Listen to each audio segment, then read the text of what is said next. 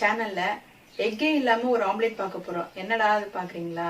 ஒண்ணுமே இல்லைங்க, கடலை மாவு வச்சு எக்லெஸ் ஆம்லெட் பார்க்க போறோம். வாங்க கிச்சனுக்கு போவோம். எக்லெஸ் ஆம்லெட் செய்ய தேவையான பொருட்கள்: கடலை மாவு 1/4 cup, maida 1 tablespoon, baking powder 1/4 teaspoon, chilli powder 1/4 டீஸ்பூன், ginger garlic paste 1/4 teaspoon, salt, pepper தேவையான அளவு, சாப்டு ஆனியன் 2 டேபிள் ஸ்பூன் இன்றைக்கி நான் எடுத்திருக்கேன், green chilli 1.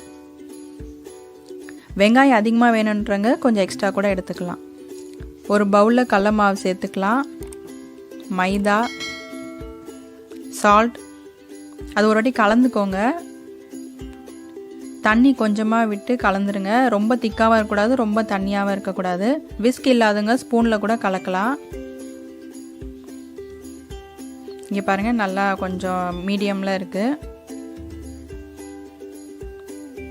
Ginger garlic paste, வெங்காயம், பச்சை மிளகாய், பேக்கிங் பவுடர், சில்லி பவுடர் சேர்க்குறேன். இப்போது காரம் அதிகமாக வேணும்னா பச்சை மிளகாய் இன்னும் கூட 1 போட்டுக்கலாம்.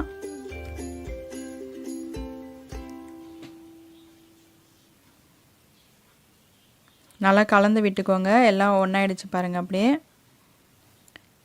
இப்போது ஒரு பேன் ஒன்று வச்சுக்கலாம். கொஞ்சம் சூடான பிறகு எண்ணெய் ஊற்றிக்கோங்க. அந்த ஃபுல்லாக ஸ்ப்ரெட் ஆகணும் எண்ணெய் நல்லா.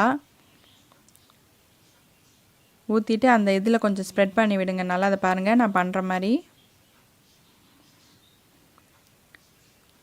இப்போது அந்த ஆம்லெட் பேட்டரை ஊற்றலாம். ஊற்றிட்டு ஃபுல்லாக அந்த எண்ணெய் தடவி வச்சுருக்கோம் இல்லையா, அது வரைக்கும் நல்லா அதை இது பண்ணி விடுங்க, ஸ்ப்ரெட் பண்ணி விடுங்க. ஸ்லோலியே இருக்கட்டும், கொஞ்ச நேரம் கழித்து அதை மீடியம் இதில் வைக்கலாம். இப்போது மேலேயும் கொஞ்சம் எண்ணெய் ஊற்றிக்கோங்க.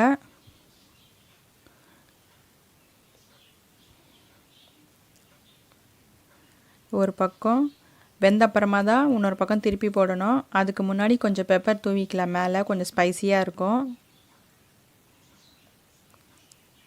இப்போ ஒரு பக்கம் வெந்துடுச்சு, திருப்பி போடலாம். அதை நல்லா ரெடி ஆகிட்டு வருது எக்லெஸ் ஆம்லெட். ஒரு பிளேட்டில் மாற்றிக்கலாம். அதை ரெடி ஆகிடுச்சு. யம்மியான எக்லெஸ் ஆம்லெட் ரெடி. இந்த ரெசிபியை வீட்டில் செஞ்சு பார்த்துட்டு உங்களுடைய கமெண்ட்ஸை சொல்லுங்கள். இந்த வீடியோவை ஷேர் பண்ணுங்கள், லைக் பண்ணுங்கள், சப்ஸ்கிரைப் பண்ணுங்கள். நன்றி. மீண்டும் சந்திப்போம்.